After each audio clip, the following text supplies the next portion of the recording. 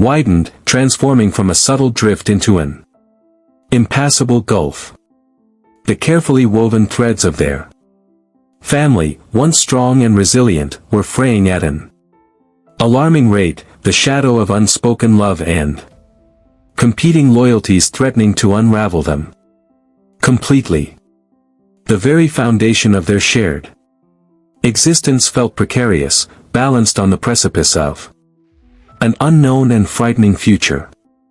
The warmth that had once emanated from their parents' shared memories was being overshadowed by a chilling silence, a stark reminder that even the most profound bonds could be tested and strained by the unyielding pressures of life, by the complex, often painful, calculus of love and obligation. Rita felt adrift, her own sense of self and belonging shaken to its core, caught in the crosscurrents of familial duty and personal aspiration, a casualty of a love that had become a burden. The air in the small living room seemed to thicken, the silence punctuated only by the rhythmic ticking of the grandfather clock in the hallway, a constant, unhurried beat against the frantic tempo of Rita's heart. Mark sat across from her, his posture rigid, the fatigue etched onto his face amplified by the harsh overhead light. The conversation had veered, as it often did lately, from the mundane, the price of groceries, the leaky faucet, the usual small talk that once tethered them, to the precipice of their diverging realities. Rita had intended to broach the subject of her computer training, the registration deadline looming like a storm cloud, but Mark had beaten her to it, his voice devoid of its usual warmth, replaced by a weariness that bordered on resignation. "Rita," he began, his gaze fixed on the worn rug beneath his feet, as if the answers to his predicament were woven into its faded patterns. "About your training. I won't be able to cover the fees this month. Or likely next." The words were stark, delivered with a finality that felt like a door slamming shut. There was no preamble, no gentle softening of the blow, just the blunt truth, stark and unadorned. Rita's breath hitched.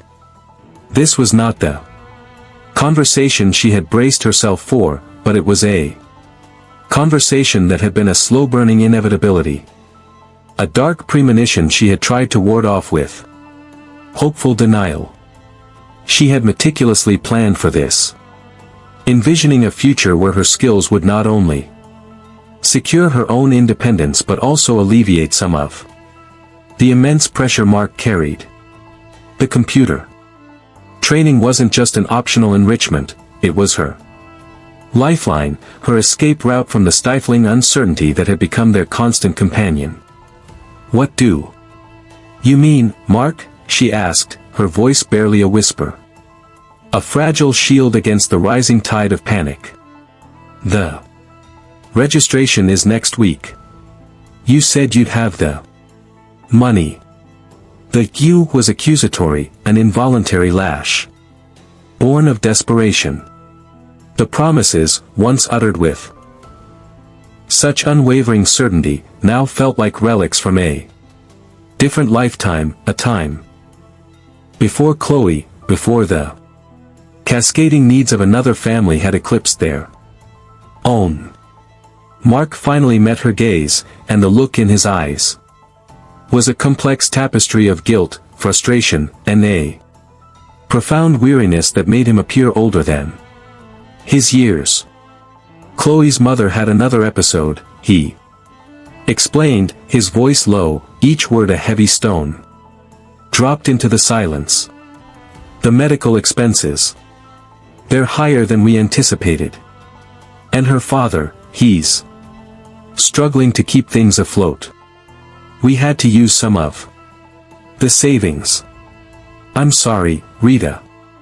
The apology, though uttered, felt hollow, an acknowledgement of a debt he was unwilling or unable to repay. The "we" was a deliberate inclusion, an attempt to frame Chloe's family's burdens as their own, a communal struggle that now seemed to marginalize Rita's own aspirations. The savings, painstakingly accumulated through Mark's relentless dedication, his unwavering commitment to their families' well-being in the wake of their parents' death, were now being funneled into a different constellation of needs. Savings. Rita's voice cracked, the carefully constructed composure shattering. Mark, those were my training funds. You promised. We talked about this. 4 months. It's my future. The words spilled out, a torrent of pent-up anxiety and betrayal. She saw her carefully crafted plans disintegrating before her eyes.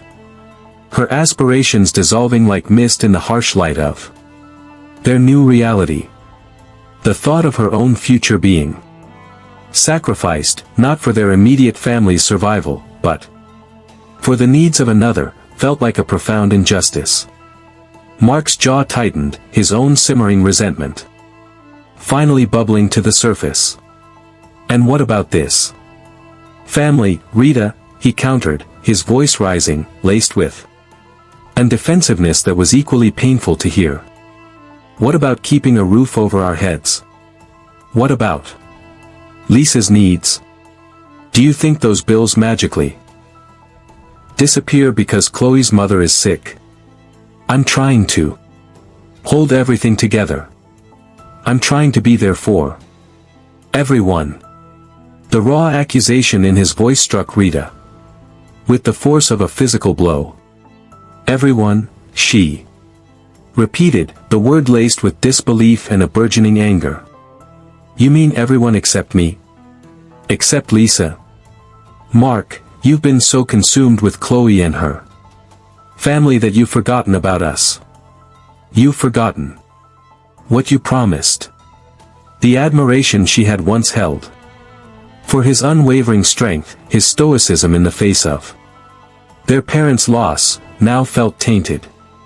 His sacrifice, once a source of pride, now felt like a burden he was carelessly shifting, creating new, unpayable debts. That's not fair. Rita. Mark's voice was sharp, a raw edge of pain sharpening his tone. I'm doing the best I can. Chloe's family needs me. And I'm here for them. Just like I'm here for you and Lisa. He gestured vaguely, a dismissive sweep of his hand that encompassed their shared home, their shared history, their shared grief. But are you, Mark? Rita challenged, her voice trembling. Tears finally pricking at the corners of her eyes. Are you really here? Or are you just going through the motions? Because it doesn't feel like you're here anymore. It feels like you're a million miles away, caught up in a life that doesn't have room for us.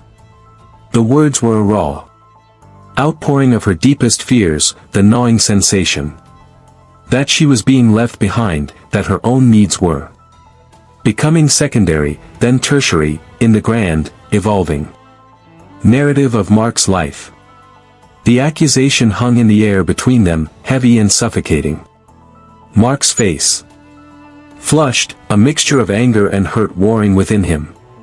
He opened his mouth to retort, then closed it again, his gaze dropping back to the rug, the familiar gesture of evasion. The silence stretched, taut and suffocating, amplifying the unspoken chasm that had opened between them. This wasn't just about money, Rita realized with a sinking heart. It was about a fundamental shift in their relationship, a reordering of priorities that left her feeling adrift and invisible. Her dreams, once a shared aspiration, now felt like a solitary burden, a weight she carried alone. The unpayable debt of his past. Sacrifices, coupled with the current reality of his redirected affections and financial obligations, had created a wound that felt too deep to heal, a fraying thread in the once unbreakable tapestry of their family. The warmth that had once defined their home was being replaced by a chilling sense of detachment, a stark reminder that even the strongest bonds could buckle under the immense pressures of life, love, and the unyielding calculus of obligation. Rita felt a profound sense of loss, not just of her educational opportunity, but of the brother she had always known, the anchor that had guided her through the turbulent waters of their shared past. The unspoken debt, she understood with a dawning, painful clarity, was not just financial. It was emotional, a silent accumulation of unmet expectations and deferred dreams that was slowly, irrevocably unraveling the fabric of their lives. She had always seen Mark's sacrifices as a testament to his character, a noble burden he carried with quiet strength. But now, seeing how those sacrifices had inadvertently created a new hierarchy of needs, a new distribution of love and attention, she felt a bitter resentment bloom in her chest, a resentment born from the fear of being forgotten, of being deemed less worthy. The computer training was the tangible manifestation of this shift, the undeniable proof that her aspirations had been relegated to a lower priority, a casualty of a love that was expanding to encompass new obligations, leaving her feeling increasingly marginalized. The weight of this realization pressed down on her, a suffocating blanket. She knew, with a certainty that chilled her to the bone, that she could not afford to stand idly by and watch her future crumble. The gentle, understanding brother who had always been her confidant seemed to have receded, replaced by a man burdened by responsibilities that now overshadowed their shared past and present. This wasn't just a financial setback, it was a profound emotional dislocation, a testament to how quickly the landscape of family could shift, how easily unspoken assumptions could morph into painful realities. The argument that had just transpired was not an isolated incident, it was the culmination of weeks, perhaps months, of subtle erosions, of a gradual redirection of energy and attention that had left Rita feeling increasingly isolated. The promise of her computer training, a beacon of hope in the often murky waters of their post-parents' existence, now seemed like a distant, unattainable shore. Mark's inability to fund her education wasn't simply a matter of cash flow, it represented a deeper truth about where his priorities now lay. The escalating needs of Chloe's family, a situation he had willingly embraced, had created a financial ecosystem that had expanded to absorb their own hard-won resources. Rita understood intellectually the concept of sacrifice, the heavy mantle Mark had worn since their parents' death. She had admired his unwavering commitment, his quiet strength in shouldering the burden of their family's survival. But admiration did not negate the sting of her own deferred dreams, the gnawing realization that her own future was being sidelined. Her ambition wasn't merely a matter of personal gain, it was about forging a path to independence, about contributing to their collective stability, about not being perpetually reliant. The computer training was the tangible symbol of that aspiration, a crucial step towards carving out her own space in the world, a world that now felt increasingly uncertain. The confrontation, when it finally broke the dam of unspoken anxieties, was not a sudden storm but the inevitable consequence of weeks of simmering tension. It had begun with a notice of registration, a stark reminder of the looming deadline and the financial hurdle that stood between her and her future. Rita had approached Mark, not with accusations, but with a carefully worded plea, hoping to rekindle the collaborative spirit that had once defined their relationship. Mark, she had begun, her voice betraying a hint of the trepidation she felt. The deadline for the advanced computer course is next week. We need to sort out the fees. Mark, his face etched with a weariness that seemed to have become a permanent fixture, had looked up from a pile of bills, his expression grim. He ran a hand through his hair, a gesture of exasperation that Rita had come to recognize as a prelude to difficult news. Rita, he'd said, his voice strained, I told you, I can't cover it right now. Chloe's mother had a setback. The medical bills, they're substantial. We had to divert some funds. I'm sorry. The casualness of the statement, the almost clinical explanation for a decision that felt like a betrayal, struck Rita with the force of a physical blow. Divert some funds, she had repeated, her voice rising in disbelief and a tremor of fear. Mark, those funds were for my training. It's my future. You promised. The words were out before she could censor them, fueled by a desperate need to assert the validity of her own aspirations. Mark's own frustration had finally erupted, his voice hardening. And I'm trying to keep this family afloat, Rita, he'd retorted, the accusation a sharp jab. Do you have any idea what it takes? Chloe's parents need help. Real help. And I'm the only one who can provide it right now. The implicit suggestion that her needs were somehow less pressing, less vital, ignited a fury within Rita that had been carefully banked for weeks. And what about our family, Mark? She had shot back, her voice thick with a mixture of anger and hurt. What about Lisa? What about me? Have we become less important because Chloe's parents have needs? You're sacrificing my future for what? For your new family. The words, once uttered, felt like a point of no return, a raw confession of her deepest anxieties, the fear of abandonment that had been simmering beneath the surface. Mark's face had contorted, a flicker of pain crossing his features. My new family, he'd echoed, his voice low and dangerous. Is that what you think this is? I'm trying to be there for the people I love, Rita. And you're so caught up in your own ambitions, you can't even see what's happening around you.